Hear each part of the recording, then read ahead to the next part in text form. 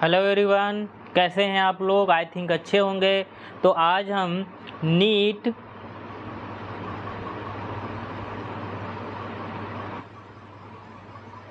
2023 का question paper discuss करने वाले हैं। तो और उसमें हम सबसे पहले बॉटनी सेक्शन देखेंगे, फिर जूलॉजी सेक्शन देखेंगे। क्वेश्चन नंबर फर्स्ट बोल रहा है, question number 101, Which micronutrient is required for splitting of water molecule during photosynthesis? Photosynthesis के दौरान manganese and chlorine photosystem second में क्या करते हैं? फोटोसिस्टम सेकेंड में वाटर को ब्रेक कर देते हैं। तो वाटर स्प्लिटिंग में आपका जो है मैग्नीज और क्लोरीन ये इन्वॉल्व होते हैं। ठीक है, माइक्रोन्यूट्रेंट। तो आपका ऑप्शन बी सही हो जाएगा। क्वेश्चन नंबर 102, क्वेश्चन नंबर 102 क्या कह रहा है? Unequivocal proof that DNA is the genetic material was first proposed by. इसका जो आंसर है वो हो जाएगा फोर्थ वाला, अवेरी, मैक्लियोड एंड मैकार्टी। हर्शे और चेस ने भी डीएनए को प्रूफ करके बताया था कि डीएनए जेनेटिक मटेरियल होता है, लेकिन पहली बार नहीं बताया था क्योंकि इसमें फर्स्ट टाइम पूछा गया है, इसलिए अवेरी, मैक्लियोड और मैकार्टी होते हैं। ग्रिफिथ क्यों नहीं है? तो ग्रिफिथ इसलिए नहीं है क्योंकि ग्रिफिथ ने ट्रांसफार्मिंग प्रिंसिपल दिया था। विल्किंस एंड फ्रैंकलिन क्यों नहीं होंगे? क्योंकि विल्किंस एंड फ्रैंकलिन ने एक्सरे डिफ्रैक्शन के बेसिस पे डीएनए को देखा था, इसलिए ये भी नहीं होगा। तो आगे बढ़ते हैं, नेक्स्ट क्वेश्चन। ये मॉलिक्यूलर बेसिस ऑफ इनहेरिटेंस का क्वेश्चन है हमारा। ठीक है, आगे बढ़ते हैं। क्वेश्चन नंबर 103, क्वेश्चन नंबर 103 क्या कर रहा है? Endarch and exarch are the term often used for describing the position of secondary xylem in the plant body. Plant body के अंदर इंडार्च और एग्जार्च का मतलब ये होता है कि मान लीजिए ये कार्क कैम्बियम है, कैम्बियम रिंग है, और इस कैम्बियम रिंग के अंदर क्या होता है, इस प्रकार से जाइलम ऐसे फिक्स होते हैं। तो अगर ओल्ड वाला जाइलम जो है, जिसको हम लोग प्रोटोजाइलम कहते हैं, ओल्ड वाला जाइलम आउटर साइड में है और न्यू वाला जाइलम जो है इनर साइड में है, तो वो एंडार्च कहलाएगा। और ये जो पूरा स्ट्रक्चर है इसको हम कहते हैं वैस्कुलर बंडल, इसको हम लोग कहते हैं वैस्कुलर बंडल। तो इसलिए ये वाला ऑप्शन आपका गलत हो जाएगा, क्योंकि पोजीशन ऑफ सेकेंडरी जाइलम की बात नहीं बोली जा रही है, यहाँ पे ओल्ड और न्यू जाइलम की बात होती है। एग्जार्च का मतलब ये होता है कि जो नया वाला जाइलम है, ठीक है, वो आउटर साइड में है और ओल्ड वाला जाइलम इनर साइड में होता है। तो यहाँ पे जो ये सेकंड ऑप्शन बोल रहा है, exarch condition is most common feature of root system, सही हो जाएगा। तो इसका statement first is incorrect, statement first is incorrect but statement second is true. First option आपका सही हो जाएगा। अगला देखते हैं, question number 104, cellulose does not form blue colour with iodine because. Cellulose जो है वो आयोडीन टेस्ट नहीं देता, इसका कारण इसलिए ये है कि वो उसके पास कॉम्प्लेक्स हेलिक्स नहीं पाया जाता और ये होल्ड नहीं कर पाता है आयोडीन को, does not hold iodine molecule. तो इसका ऑप्शन जो है 4 वाला सही हो जाएगा। अब थर्ड ऑप्शन क्यों नहीं सही हो रहा है इसका? इसमें बोला गया है कि it is A helical molecule. Cellulose जो होता है वो एक प्रकार का ब्रांच्ड मालिक्यूल है, ठीक है। इट इज ए डाइसेक्राइड नहीं, सेलुलोज जो होता है एक प्रकार का पॉलीसेक्राइड है। It break down with iodine react with it नहीं, आयोडीन के रिएक्ट होने पे सेलुलोज ब्रेक नहीं होता। तो इसलिए सारे ऑप्शन गलत हो जाएंगे। आपका फोर्थ ऑप्शन जो है वो सही हो जाएगा। बायोमॉलिक्यूल से क्वेश्चन है हमारा। अगला देखते हैं, क्वेश्चन नंबर 105, क्वेश्चन नंबर 105 कह रहा है, family Fabaceae differ from Solanaceae and Liliaceae with respect to stamen, pick out the characteristic specific to family Fabaceae but not found in Solanaceae और लिलियसी। तो इसका ऑप्शन ये डायरेक्ट क्वेश्चन है हमारा morphology से, तो इसका ऑप्शन हो जाएगा बी वाला, second option, diadelphous and डाइथिकस। Diadelphous का मतलब ये होता है कि दो एंथर एक साथ जब हों, फ्यूज हो जाएं, तो उसको डाइडल्फस कहते हैं। और डाइथिकस का मतलब ये होता है कि एक एंथर के अंदर दो थीका हों, मतलब दो चैम्बर हों, ठीक है। आगे बढ़ते हैं, क्वेश्चन नंबर 106, क्वेश्चन नंबर 106 क्या कह रहा है कि the reaction centre in photo system second has absorption maximum at, तो फोटो सिस्टम सेकेंड जो है वो 618 नैनोमीटर की लाइट को क्या करता है, एब्जॉर्ब करता है, और फोटो सिस्टम फर्स्ट जो है वो 700 नैनोमीटर की लाइट को एब्जॉर्ब करता है। तो ये आपका जो है बहुत ही रिपीटेड क्वेश्चन है फोटोसिंथेसिस का। फोटो सिस्टम फर्स्ट और फोटो सिस्टम सेकेंड के वेवलेंथ पूछता ही रहता है। ठीक है, आगे बढ़ते हैं। क्वेश्चन नंबर 107, क्वेश्चन नंबर 107 क्या कह रहा है, upon exposure to ultraviolet radiation DNA stain with ethidium bromide will show, जब डीएनए को हम इथिडियम ब्रोमाइड से स्टेन करते हैं, स्टेन का मतलब डीएनए के ऊपर इथिडियम ब्रोमाइड डाल देंगे और उसके बाद उसको अल्ट्रावायलेट रेडिएशन के पास लेकर जाएंगे, एक्सपोज करेंगे, तो कौन सा कलर देगा, तो वो ब्राइट ऑरेंज कलर देता है। ये बायोटेक्नोलॉजी का क्वेश्चन है। जेल इलेक्ट्रोफोरेसिस के बाद हम लोग इथिडियम ब्रोमाइड से स्टेन करते हैं डीएनए को और अल्ट्रावायलेट रेडिएशन के एक्सपोजर में ले जाते हैं, जिससे हमको कलर दिखता है डीएनए का। ठीक है, तो ये हो जाएगा। अब देखिए क्वेश्चन नंबर 108, क्वेश्चन नंबर 108 क्या कह रहा है, the phenomena of pleiotropism refer to, pleiotropism का मतलब होता है कि single gene more than one phenotypic expression दे रहा है, कंट्रोल कर रहा है। अगर single gene more than one phenotypic expression को कंट्रोल करता है तो उसको प्लियोट्रॉपिज्म कहते हैं। तो इसका ऑप्शन जो है ऑप्शन नंबर 4 वो सही हो जाएगा। ये single gene affecting multiple phenotypic expression, multiple phenotypic expression को कंट्रोल करता है। लेकिन इसके अलावा और ऑप्शन गलत क्यों हो रहे हैं ये भी हम देख लेते हैं। तो ऑप्शन नंबर 5 इसलिए गलत है, कह रहा है मोर देन 2 जीन अफेक्टिंग एक सिंगल करेक्टर, जब more than 2 gene single character को अफेक्ट करें तो उसको मल्टीजेनिक इनहेरिटेंस बोलते हैं। और सेकेंड ऑप्शन कह रहा है presence of several allele of single gene controlling single crossover, several allele की बात कर रहा है, इसका मतलब यहाँ पे मल्टीपल एलिलिज्म की बात कह रहा है, तो इसलिए ये ऑप्शन भी गलत हो जाएगा। तो आपका फर्स्ट ऑप्शन भी गलत हो गया और सेकंड ऑप्शन भी गलत हो गया और थर्ड ऑप्शन भी गलत हो जाएगा, क्योंकि थर्ड ऑप्शन जो है लिंकेज के बारे में बता रहा है। आगे बढ़ते हैं क्वेश्चन नंबर 109, क्वेश्चन नंबर 109 क्या कह रहा है, the historic convention of biological diversity the earth summit was held Rio de Janeiro in the year, direct question है इकोलॉजी का, 1992 हो जाएगा आपका इसका आंसर। ठीक है, अब देखते हैं क्वेश्चन नंबर 110 कह रहा है during the purification process for recombinant DNA technology addition of chilled ethanol precipitate out, chilled ethanol को जब ऐड करते हैं तो डीएनए प्रिसिपिटेट हो जाता है। डीएनए के प्रिसिपिटेशन के लिए हम लोग चिल्ड इथेनॉल का यूज करते हैं आइसोलेशन ऑफ डीएनए के दौरान। ये हमारा बायोटेक्नोलॉजी का क्वेश्चन है। ठीक है, आगे बढ़ते हैं question number 111, the frequency of recombination between gene pair on the same chromosome are the measure of distance between the gene to map their position on chromosome was used for first time, तो इसका answer हो जाएगा Alfred स्टनबर्ट। Alfred स्टनबर्ट जो थे scientist, उन्होंने gene map के बारे में बताया था।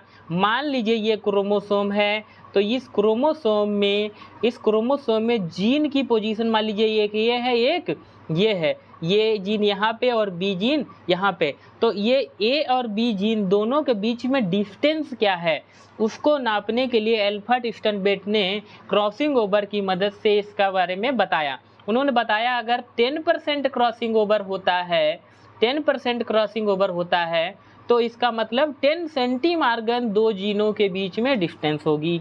जितना परसेंट क्रॉसिंग ओवर उतने सेंटीमार्गन दो जीन के बीच में डिस्टेंस। तो जीन मैप जो था, जीन मैप को देने वाले जो साइंटिस्ट थे, या क्रोमोसोमल मैप भी बोलते हैं, तो उसको देने वाले जो साइंटिस्ट थे एल्फ्रेड स्टनबर्ट। एल्फ्रेड स्टनबर्ट जो थे टी.एच. मॉर्गन के स्टूडेंट थे। ठीक है, तो इसलिए आपका ऑप्शन नंबर 4 सही हो जाएगा। सूटन एंड बावेरी गलत हो जाएगा। क्यों गलत हो जाएगा? क्योंकि सूटन एंड बावेरी ने क्रोमोसोमल बेसिस ऑफ इनहेरिटेंस दिया था। और थॉमस हंट मॉर्गन भी गलत हो जाएगा, टी.एच. मॉर्गन भी गलत हो जाएगा, क्योंकि इन्होंने लिंकेज के बारे में बताया था। ठीक है। उसके बाद जो है हैंकिंग भी गलत हो जाएगा। हैंकिंग ने क्या किया था कि हैंकिंग ने सेक्स क्रोमोसोम को डिस्कवर किया था, ठीक है। तो इसलिए तीनों ऑप्शन गलत हो जाते हैं। ऑप्शन नंबर 4 जो है वो राइट हो जाएगा। आगे बढ़ते हैं। क्वेश्चन नंबर 112, क्वेश्चन नंबर 112 क्या कह रहा है? स्टेटमेंट बेस्ड क्वेश्चन है। Assertion reason the first stage of gametophyte in the life cycle of mosses in protonema stage. ये ऑप्शन जो है ये सही हो जाएगा। हमारा प्लांट किंगडम का डायरेक्ट क्वेश्चन है। अगला रीजन बोल रहा है the protonema develop directly from the spores produced in capsule. ये भी आपका जो है सही हो जाएगा। तो इसलिए एसर्शन एंड रीजन दोनों करेक्ट हैं और रीजन जो है वो एसर्शन को करेक्ट एक्सप्लेन कर रहा है। तो ये ऑप्शन नंबर 2 जो है आपका सही हो जाएगा। तो इसका ऑप्शन हो जाएगा हमारा बी। अगला देखते हैं क्वेश्चन नंबर 113। क्वेश्चन नंबर 113 क्या कह रहा है? Eukaryote replication of DNA takes place in. तो यूकैरियोट में डीएनए का रेप्लिकेशन एस फेज में होता है और G1 फेज में G2 फेज में क्या होता है? प्रोटीन सिंथेसिस होती है। M फेज में क्या होता है? ये मान लीजिए सेल है तो सेल के बीचों बीच में क्रोमोसोम आके अरेंज हो जाता है, एक सेल प्लेट बना देता है। G1 फेज में क्या होता है? सेल ग्रो करता है, सेल की ग्रोथ होती है। तो इसलिए सारे ऑप्शन गलत हो जाएंगे। ऑप्शन नंबर आपका जो है 3rd वाला सही हो जाएगा, एस फेज। बहुत ही सिंपल क्वेश्चन है, सेल डिवीजन का क्वेश्चन था वो। अब हम बात करेंगे question number 114। What is the function of tassel in the corn cob. जो मक्का होती है, आपने भुट्टा खाया होगा मेज का, तो उसमें क्या होते हैं? कुछ टसल्स पाए जाते हैं कॉर्न कॉब के ऊपर। जो दाना होता है, दाने के ऊपर जो बाल लगे होते हैं उसको कहते हैं, ठीक है। तो उसका मेन काम होता है पोलन ग्रेन को अपनी तरफ ट्रैप करना, ठीक है। तो इसका ऑप्शन जो है 3rd वाला सही हो जाएगा। तो ट्रैप पोलन ग्रेन। आगे बढ़ते हैं। क्वेश्चन नंबर 115 कह रहा है कि ये हमारे पास एक रिएक्शन दी हुई है, इक्वेशन दी हुई है। इस इक्वेशन में आर पूछ रहा है, आर क्या है, ठीक है। तो आप लोग को पता है नेट प्राइमरी प्रोडक्टिविटी जो होती है उसके इक्वल टू होता है gross primary productivity minus respiration loss. तो आर का मतलब होता है रेस्पायरेटरी लॉस। तो इसलिए आपका ऑप्शन इसमें जो है 4th वाला सही हो जाएगा। रेस्पायरेटरी कोशिएंट क्यों गलत हो गया? क्योंकि रेस्पायरेटरी कोशिएंट का मतलब होता है कि कार्बन डाइऑक्साइड को, एक कार्बन डाइऑक्साइड को ब्रेक करने में कितना ऑक्सीजन यूज होता है, ठीक है। फोटोसिंथेटिकली एक्टिव रेडिएशन गलत हो जाएगा, इसको पार बोलते हैं, फोटोसिंथेटिक एक्टिव रेडिएशन।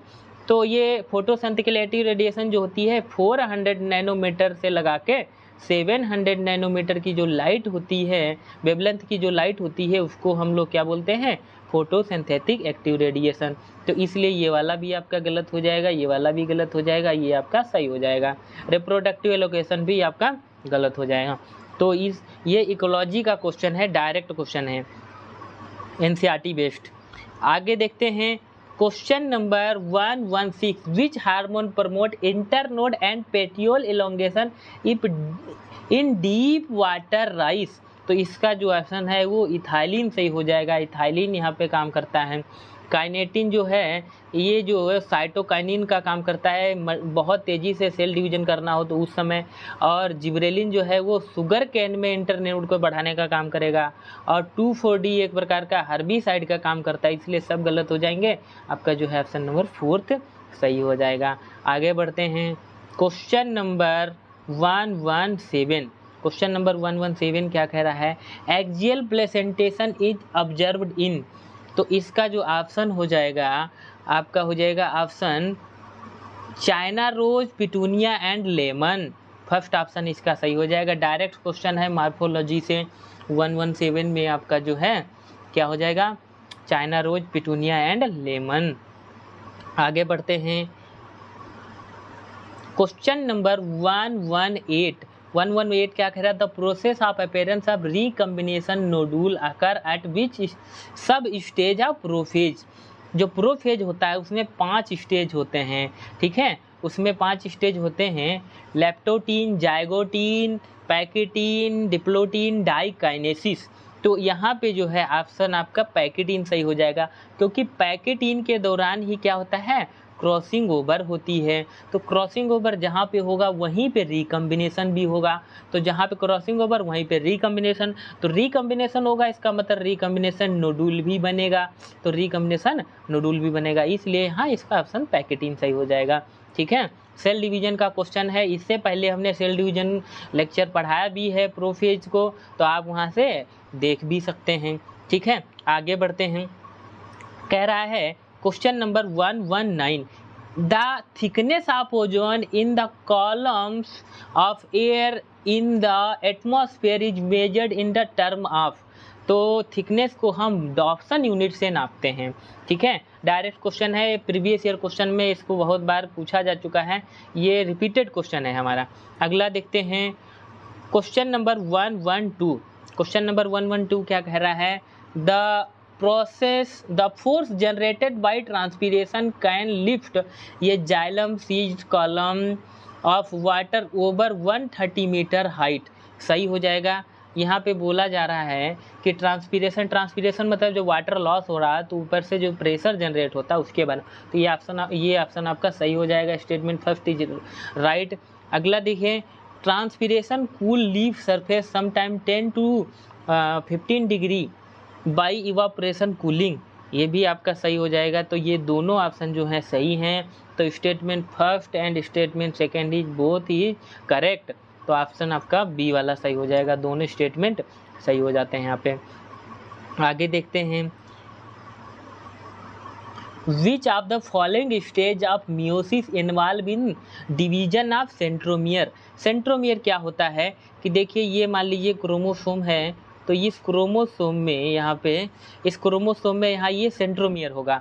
तो ये सेंट्रोमियर कब डिवाइड करेगा, जब सेल डिवीजन हो रहा होता है, जब क्रोमोसोम एक पोल की तरफ मूव करते हैं तो ये सेंट्रोमियर ऐसे फट जाएगा और ये क्रोमोसोम जो है अलग अलग हो जाएंगे। ठीक है, तो एनाफेज सेकंड के दौरान क्या होता है, सेंट्रोमियर वो स्प्लिट कर जाता है, ब्रेक हो जाता है। मेटाफेज सेकंड के दौरान क्या होता है, मेटाफेज सेकंड एक प्लेट बन जाएगी, इसलिए ये गलत हो जाता है। मेटाफेज फर्स्ट के दौरान भी प्लेट बनती है, लेकिन यहाँ पे जो आपके दो क्रोमोसोम एक साथ प्लेट में आ जाते हैं। और टीलोफेज में तो क्या है, सेल डिवाइड ही कर जाता है। ठीक है, आगे बढ़ते हैं। Question number 122। क्वेश्चन नंबर 122 क्या कह रहा है, स्टेटमेंट बेस्ड क्वेश्चन है, 4-5 स्टेटमेंट दिए हुए हैं, उसमें से हमको सही स्टेटमेंट देखना है। ठीक है, देखिए क्या कह रहा है, detritus perform fragmentation. Detritus perform fragmentation सही हो जाएगा, क्योंकि आप लोगों को पता है जो अर्थवर्म होता है, केचुआ, वो डेट्राइटस का काम कर डेट्रीवोर्स का काम करता है, वो फ्रेगमेंट करने का काम करता है, इसलिए ये ऑप्शन आपका सही हो जाएगा।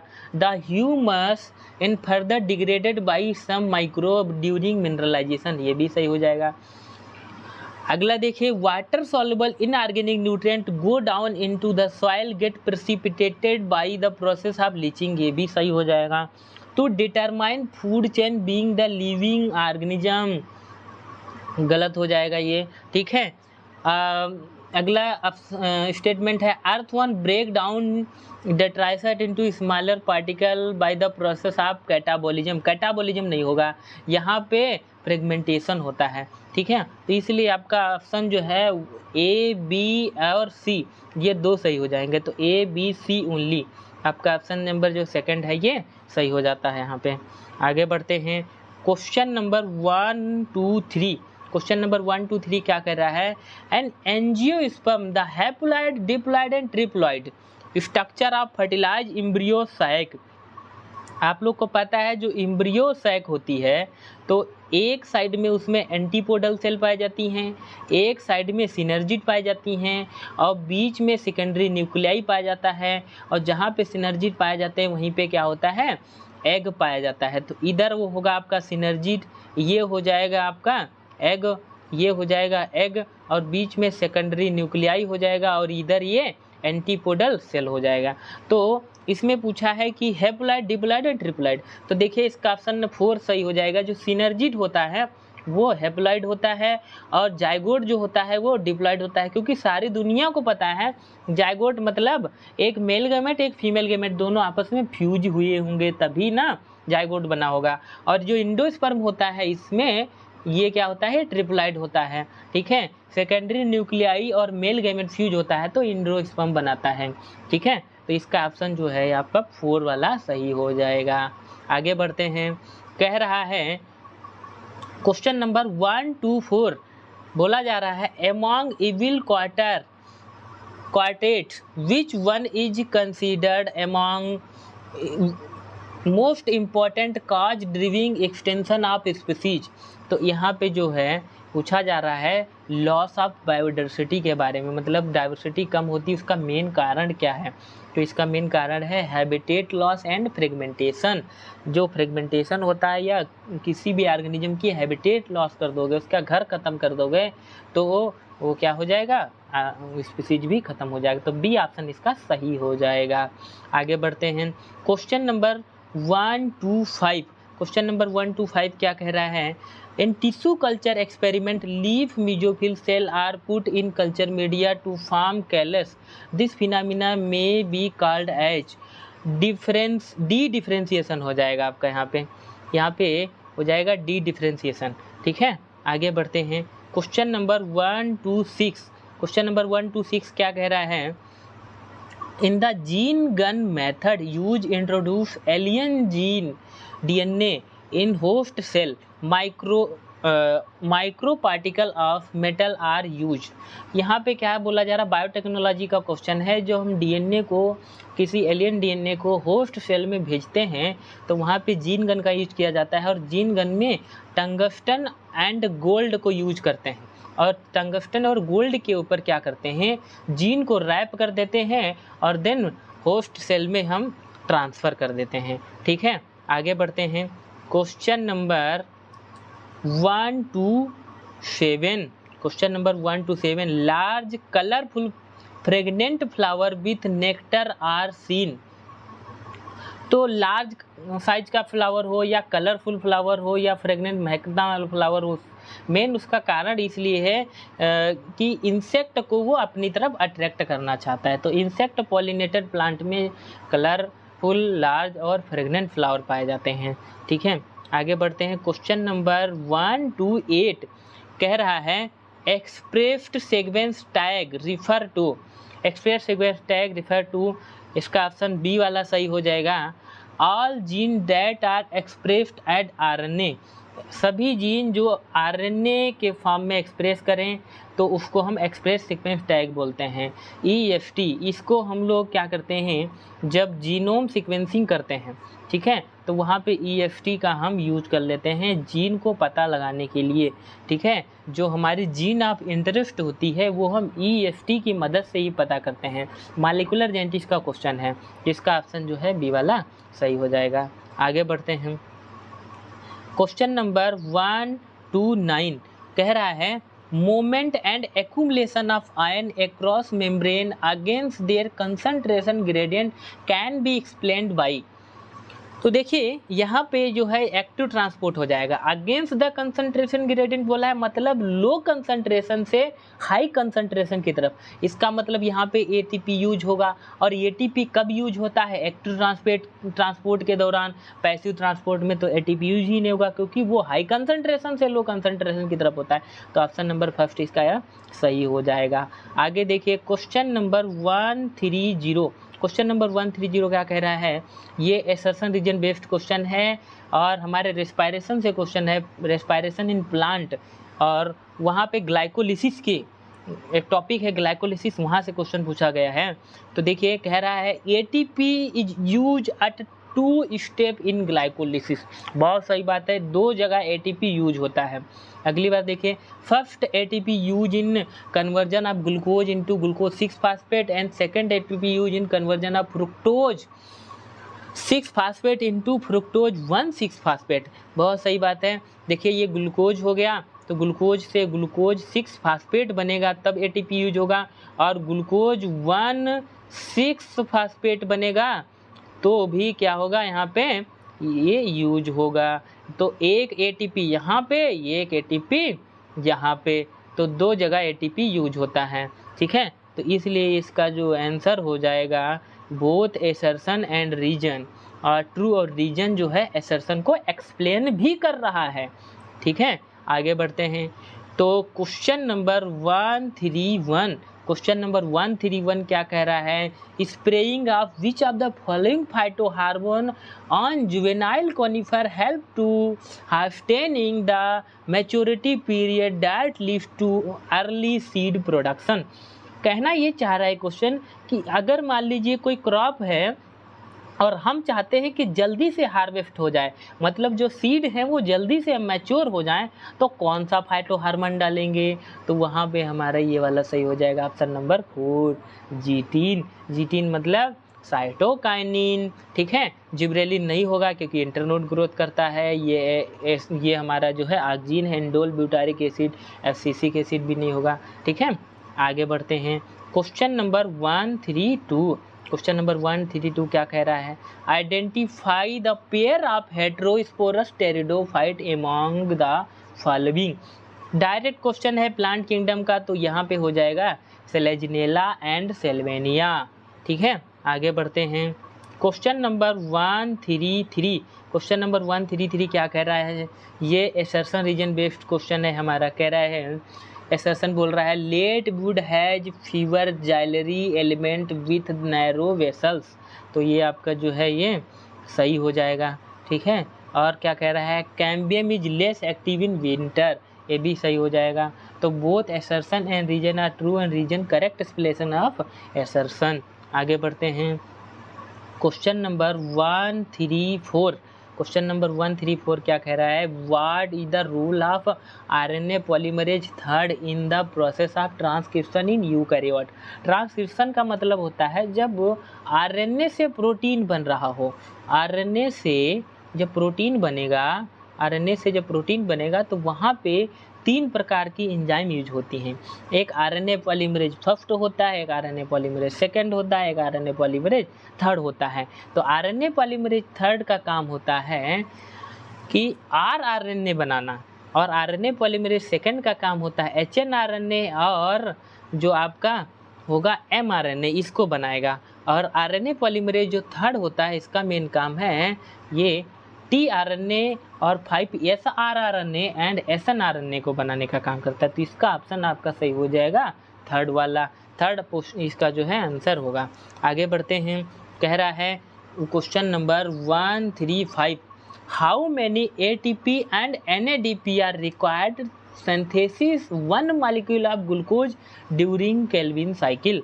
तो केल्विन साइकिल के दौरान क्या होता है कि 3 to 1 याद रख लीजिएगा, 3 ATP यूज होंगे और 2 NADP यूज होते हैं, और 1 कार्बन डाइऑक्साइड को फिक्स करने में, ठीक है, 1 कार्बन डाइऑक्साइड को फिक्स करने में। तो 6 कार्बन होते हैं ना ग्लूकोज में, तो इसको गुणा कर दीजिए, तो 3 6 18 और 6 दूनी 12, मतलब 18 ATP एंड 12 NADPH2 यूज होते हैं। ये भी हमारा फोटोसिंथेसिस से हमारा क्वेश्चन है, ठीक है, प्लांट फिजियोलॉजी।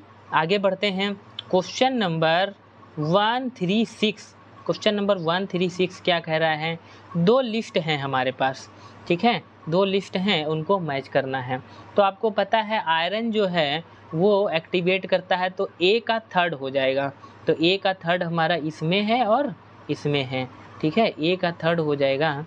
तो A का थर्ड हमारा किसमें है, देखिए इस वाले ऑप्शन में भी है और इस वाले ऑप्शन में भी है, लेकिन अभी A का थर्ड से नहीं होगा।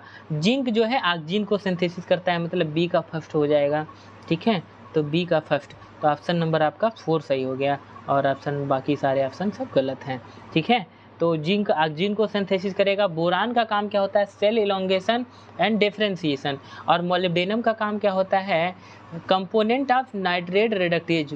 मोलिब्डेनम जो है नाइट्रेट रिडक्टेज का कंपोनेंट है। मोलिब्डेनम क्या करेगा, जब नाइट्रोजन फिक्सेशन हो रहा है उस समय मोलिब्डेनम बहुत इंपॉर्टेंट रोल प्ले करता है, ठीक है। आगे बढ़ते हैं। क्वेश्चन नंबर 137 डायरेक्ट क्वेश्चन है। कह रहा है कि राइबोसोम के अंदर कितने प्रोटीन पाए जाते हैं। बी 80। ठीक है, आगे बढ़ते हैं। क्वेश्चन नंबर 138, क्वेश्चन नंबर 138 क्या कह रहा है? कह रहा है ऑक्सीडेटिव डीकार्बोक्सिलेशन। ऑक्सीडेटिव डीकार्बोक्सिलेशन का मतलब होता है कि इलेक्ट्रॉन ट्रांसपोर्ट सिस्टम को भी हम ऑक्सीडेटिव डीकार्बोक्सिलेशन कहते हैं।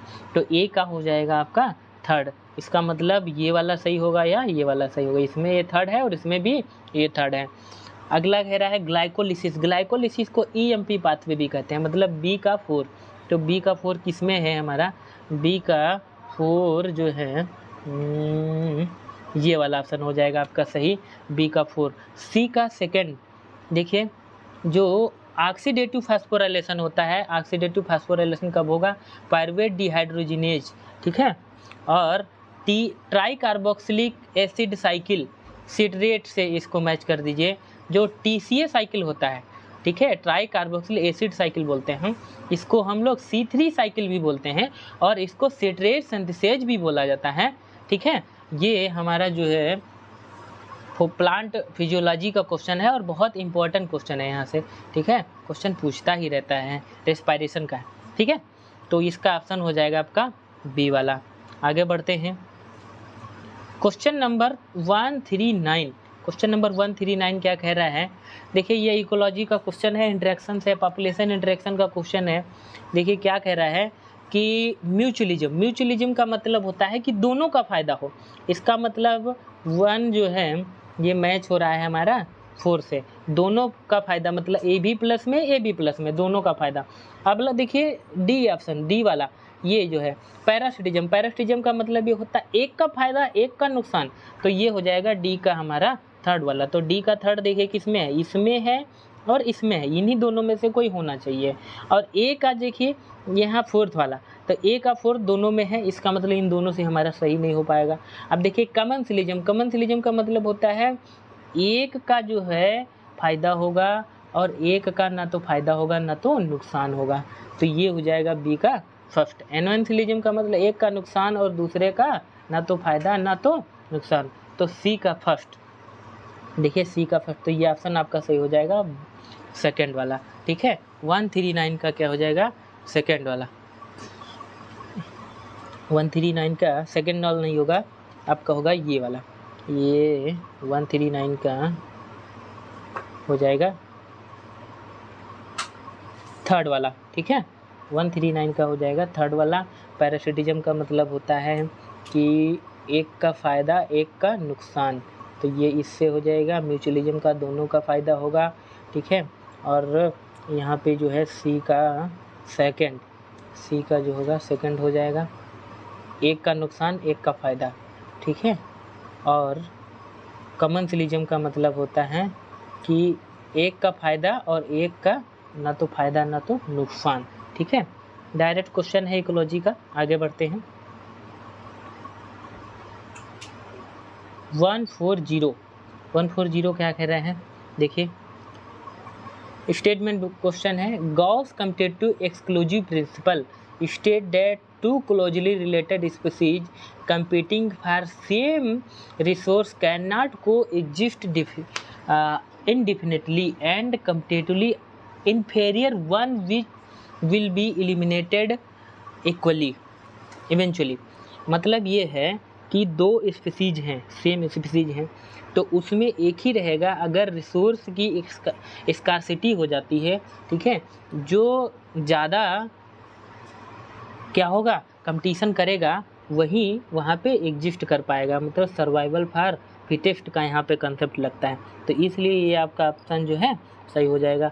और ये स्टेटमेंट फर्स्ट सही हो जाएगा। स्टेटमेंट सेकंड क्या कह रहा है? In general carnivorous are more adversely affected by competition than herbivorous. ऐसा कुछ नहीं होता है, जब रिसोर्स की स्कार्सिटी होगी तो दोनों का इफेक्ट पड़ेगा। ठीक है, चाहे कार्निवोरस हो हर्बीवोरस हो कोई भी वोरस हो। ठीक है, तो इसलिए इसका जो है statement first is correct and statement second is false, तो इसका ऑप्शन हो जाएगा फोर्थ वाला। ठीक है, आगे बढ़ते हैं। 141 क्या कह रहा है कि भाई कुछ स्टेटमेंट हैं उसमें से करेक्ट स्टेटमेंट हमको सेलेक्ट करना है। ठीक है, तो कह रहा है lenticel are lens shape opening permitting the exchange of gases. Lenticel stem में पाए जाते हैं, गैसेज एक्सचेंज में काम करते हैं, बहुत सही है। ठीक है, आगे क्या कह रहा है, bark formed early in season called hard bark. ऐसा कुछ नहीं होता है, हार्ड बाग और लूज बाग ऐसा कुछ नहीं पाया जाता है। ठीक है, फिर क्या कह रहा है, bark is technical term that refer to all tissue exterior to vascular cambium. गलत हो जाएगा ये भी। Bark refer to periderm and secondary phloem, नहीं। Phellogen is single layer thickness, phellogen single layer thickness, ये आपका सही हो जाएगा। तो 141 का क्या हो जाता है, ए बी और डी। ठीक है, इसका बी वाला option, bark formed early season called hard bark. तो 1 सेकेंड, ये वाला सही हो जाएगा, ये वाला गलत हो जाएगा। Bark refer to periderm and secondary phloem, तो इसका ऑप्शन होगा सही थर्ड वाला, ए और डी। सिर्फ ए और डी सही है, बाकी सब गलत है। ए और डी जो है वो सही है, बाकी सब जो है यहाँ पे गलत हो जाएंगे। तो ए वाला सही हो जाएगा और डी वाला सही हो जाएगा, बाकी सब गलत हैं। ठीक है, बाकी ये वाला भी गलत हो जाएगा हमारा, ये वाला भी गलत हो जाएगा, ये वाला भी गलत हो जाएगा। ठीक है, अगला देखते हैं। Main step in the formation of recombinant DNA are given below, arrange these step in the correct sequence. कह रहा है कि जब डीएनए रिकम्बिनेशन टेक्नोलॉजी हम जैसे बायोटेक्नोलॉजी करते हैं, तो बायोटेक्नोलॉजी में क्या स्टेप अपनाते हैं। तो सबसे पहला स्टेप जो होता है कि हम डीएनए को आइसोलेट करेंगे। डीएनए आइसोलेट करिए, डीएनए आइसोलेट करने के बाद हम लोग डीएनए की क्या करेंगे, कटिंग करेंगे। डीएनए की कटिंग करने के बाद जो डीएनए मिलेगा हमको, उसकी हम पीसीआर करेंगे, मतलब बहुत सारी कॉपी बना लेंगे और उसके बाद किसी होस्ट सेल में इंसर्ट कर देंगे। तो क्या होता है, इसका हो जाएगा सी वाला फर्स्ट पे रखिए, तो सी देखो इसमें फर्स्ट है, इसमें फर्स्ट है, मतलब ये वाला या ये वाला, इनमें दोनों में से कोई सही होगा। ठीक है, उसके बाद देखिए हमारा क्या आ जाता है, बी वाला। ठीक है, तो ऑप्शन आपका सही होगा फोर्थ, ये गलत हो जाएगा। ठीक है, फोर्थ ऑप्शन आपका सही हो जाएगा, सी बी डी और ए। आगे बढ़ते हैं।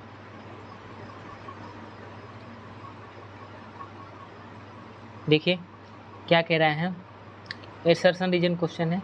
Gymnosperm the pollen grain are release from microsporangium carried by air current. सही है, एयर जिधर जहरा बह रहा होगा उधर एयर की तरफ ही पोलन ग्रेन उड़ता चला जाएगा। आगे क्या कह रहा है, रीजन क्या कह रहा है, air current carry pollen grain to mouth of archegonia where male gamete are discharge and pollen tube are is not form. ये भी सही हो जाएगा। तो एसर्शन और रीजन दोनों करेक्ट है, रीजन जो है उसको एक्सप्लेन भी कर रहा है, तो इसका बी ऑप्शन सही हो जाएगा। आगे बढ़ते हैं, क्वेश्चन नंबर 144। क्वेश्चन नंबर 144 क्या कह रहा है, नॉट करेक्ट पूछ रहा है यहाँ पे, याद रखिए नॉट करेक्ट। तो यहाँ पे हमको करेक्ट के चक्कर में नहीं पड़ना है, नॉट करेक्ट देखना है। देखिए कह रहा है, the amount of some toxic substance is industrial based water increase the organism to successive tropical level. Biomagnification की बात की जा रही है यहाँ पे। ठीक है, तो ये ऑप्शन आपका सही हो जाएगा, क्योंकि बायोमैग्निफिकेशन में क्या होता है, वन ट्रॉपिक लेवल से अनदर ट्रॉपिक लेवल में जब जाएंगे तो क्या होगा कि उसका टॉक्सिसिटी बढ़ती जाती है। आगे बढ़ते हैं, the micro organism involve in biodegradation of organic matter sewage polluted water body consume in aquatic organism। तो ये वाला ऑप्शन भी आपका जो है वो सही हो जाएगा। तो अगला ऑप्शन क्या बोल रहा है, algal bloom cause by the excess of organic and promote fishery.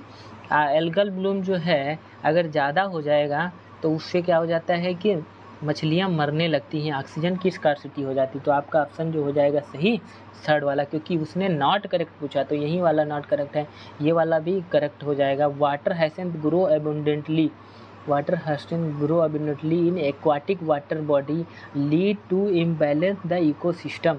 अगर वाटर हैसेंट पानी में ग्रो करेगा तो जो है इसमें क्या हो जाएगा कि बहुत सारा वाटर में क्या है, ऑक्सीजन की लॉस हो जाएगा और इकोसिस्टम इम्बैलेंस हो जाता है। तो यहाँ पे आपका जो ऑप्शन है वो करेक्ट ऑप्शन हो जाएगा थर्ड वाला, क्योंकि उन्होंने नॉट करेक्ट पूछा, इसके अलावा सभी करेक्ट हैं। ठीक है, आगे बढ़ते हैं, आगे बढ़िए, क्या पूछा जा रहा है। क्वेश्चन नंबर 145, क्वेश्चन नंबर 145 जो है क्रोमोसोमल डिसऑर्डर से है। ठीक है, और यहाँ पे क्वेश्चन पूछा गया है क्लिनीफिल्डर सिंड्रोम। तो क्लिनीफिल्डर सिंड्रोम का मतलब क्या होता है कि ये मेल को होगा, और मेल में जो है होता क्या है कि इनफर्टिलिटी आ जाती है। ठीक है, और उसमें क्या होगा, उसको बाकी सारी चीज़ें सही रहेंगी, इनफर्टिलिटी और ये सारी चीज़ें हो जाती हैं।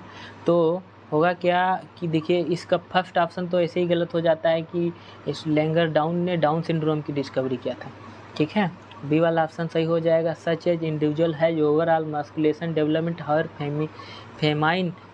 Feminine development is the also expect, मतलब फीमेल के करेक्टर आना स्टार्ट हो जाएंगे। बाकी जो है द अफेक्टेड इंडिविजुअल और शॉर्ट स्टिंटेड, नहीं ऐसा कुछ नहीं होता है, गलत हो जाएगा। तो physical psychomotor and mental development retarded, ये भी नहीं होता है। सच इंडिविजुअल आर स्टेराइल, हाँ स्टेराइल हो जाएगा। तो बी वाला और ई वाला ये दो हमारे सही होंगे। तो बी एंड ई हमारा डी ऑप्शन इसमें करेक्ट हो जाएगा।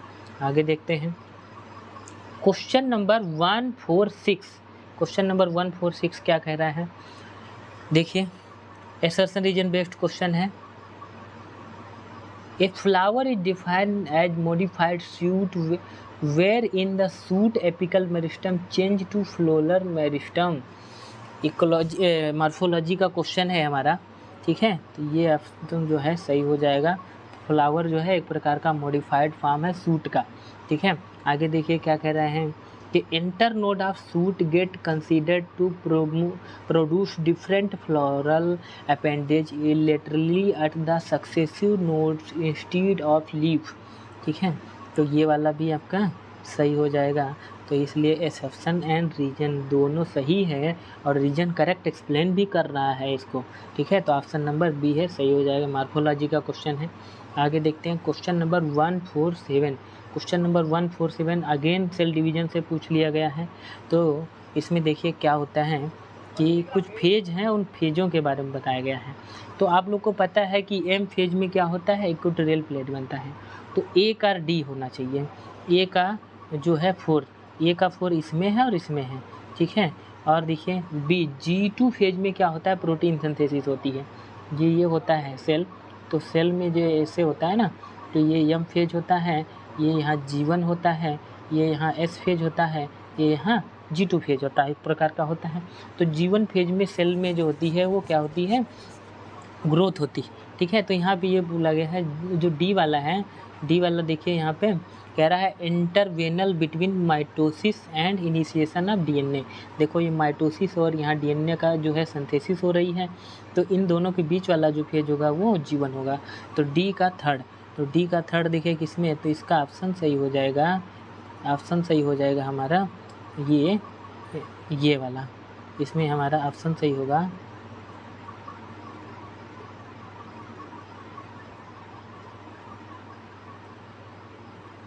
डी वाला। ठीक है, फोर्थ ऑप्शन हमारा राइट हो जाएगा। आगे बढ़ते हैं, देखिए malonate inhibit the growth of pathogenic bacteria by inhibiting the activity of. तो मेलोनेट जो है ये क्या करता है, सक्सेनिक डिहाइड्रोजिनेज की एक्टिविटी को इनहिबिट कर देता है। मेलोनेट एक प्रकार का एंजाइम इनहिबिटर है।